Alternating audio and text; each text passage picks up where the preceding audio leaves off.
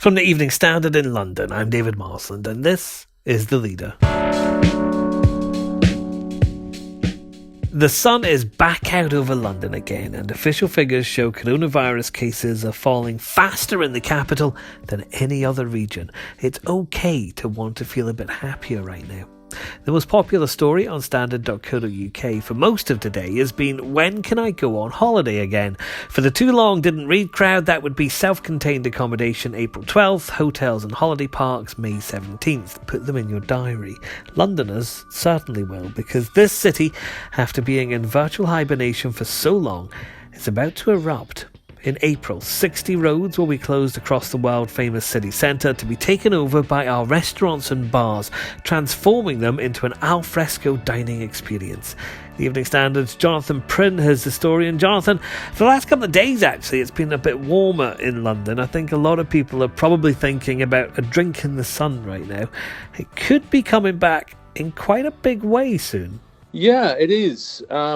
Westminster confirmed today that they will be reviving the alfresco dining scheme that they introduced across parts of the West End last summer.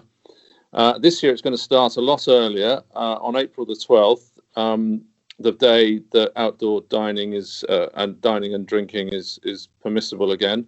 And it's going to run all the way through to the end of September, so a much longer run than last year, all through the warm months, and covering the same areas that it covered last year, which includes lots of Soho and Covent Garden and parts of Marylebone as well. So that's lots of the nicest looking places in London. This is quite a nice way to get people back into the city centre, isn't it? And not just Londoners, I'd expect. You know, if those regulations have been lifted, there'll be lots of people coming in to take advantage of this. Yeah, I think so. I mean, last year, I think it was regarded as a huge success, and particularly Soho was absolutely rammed, actually. I mean, you know, almost to a level where people were concerned about possible risk of infection. But I don't think there's any evidence to suggest that that did happen.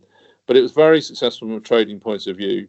It was very lively. The atmosphere was good. It made Soho feel a bit like Barcelona, or, you know, one of those sort of great European continental cities, and I think generally the community felt it was a very bold move and very successful.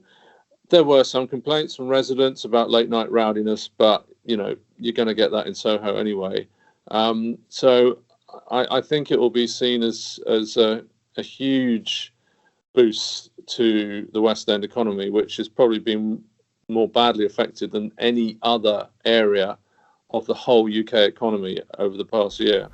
I do wonder, though, if there might be a bit of scepticism from some people about whether they should be going out again, joining in with big crowds, lots of people outside, lots of memories and fears of that lockdown once again looming. Can this be done safely? Yeah, I think that's absolutely legitimate. There will be some controls initially. The rule of six will apply until later into the summer. It'll be seated service only initially until June, I think. But some of the other restrictions that we saw in the autumn, the famous Scotch egg rule, that you couldn't drink without a substantial meal, the 10 o'clock curfew that bars and restaurants found so difficult to enforce. None of that will be around this time. So, I guess people are going to have to be sensible, as sensible as they can be when they're out drinking in Soho. And a bit of warm weather and being outdoors, all helps. And hopefully it can get the West End moving again after what's been a very, very bleak year. It's going to be exciting, isn't it? It's not a very journalistic question, this one, Jonathan, but it's going to be exciting to see a bit of life in London again, isn't it? I think it's incredibly exciting. I mean, I think probably there are a lot of people like me who've inked in April the 12th, May the 17th, June the 21st in huge letters in their diaries, because these are going to be the key dates when various aspects of normal life return again.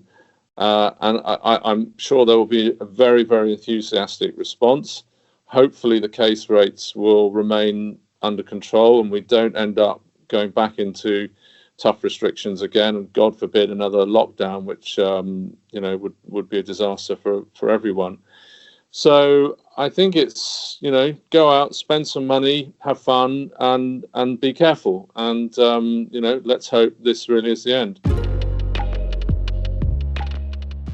And that's The Leader. Keep up to date with breaking news with the Evening Standard's live blog. You'll find that at standard.co.uk. This podcast is back tomorrow at 4 p.m.